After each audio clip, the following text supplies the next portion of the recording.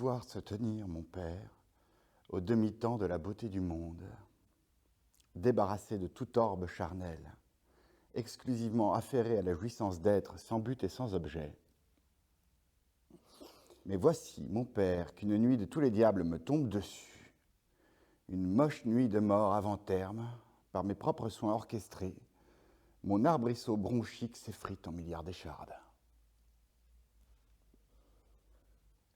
Mon premier souvenir de la Balsa, c'est pas un souvenir,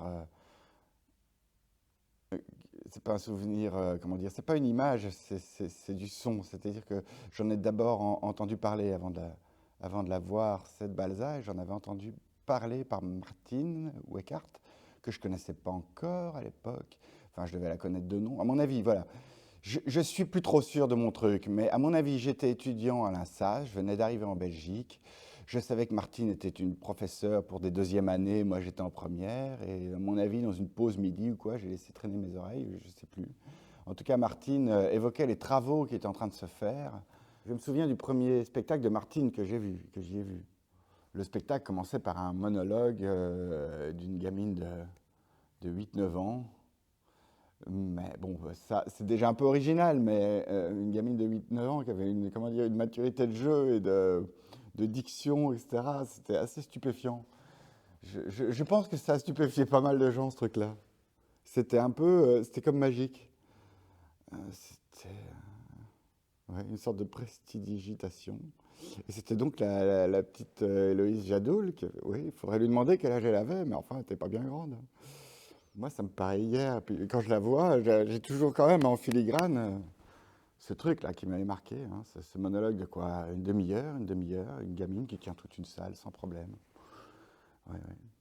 Des souvenirs marquants, j'en ai quelques-uns. Peut-être celui que j'ai envie de raconter, c'est... j'étais pas comédien, voilà, j'étais metteur en scène, c'était Nevermore. Et c'est un souvenir de gratitude, je pense que c'est pour ça qu'il me vient en tête, quoi. En fait, on répétait à la Balsamine, dans cette salle-là, d'ailleurs. C'était une coproduction entre la Balsa et le Théâtre de Liège. Et le Théâtre de Liège, il m'avait promis, c'était un truc bien en amont, plus d'1 an avant, que j'aurais un endroit où répéter de telle date à telle date. Et en fait, bon, c'était pas...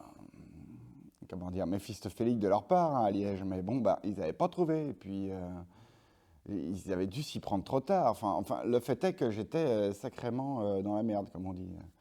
Et j'étais en charge d'une équipe d'une dizaine de personnes, ou plus, je sais plus, et on ne savait pas où on pourrait aller quelques jours plus tard, quoi. Voilà. Par contre, il y avait des échéances absolument fixes, une première ici, une première là. Et donc voilà, en discutant avec Fabien, on a trouvé un arrangement. Enfin voilà, la direction de la Balsamine m'a sauvé la mise sur ce coup-là. En quelques mots, pour définir la Balsa, je dirais oui, soutien à la jeune création, c'est quand même le truc qui me vient.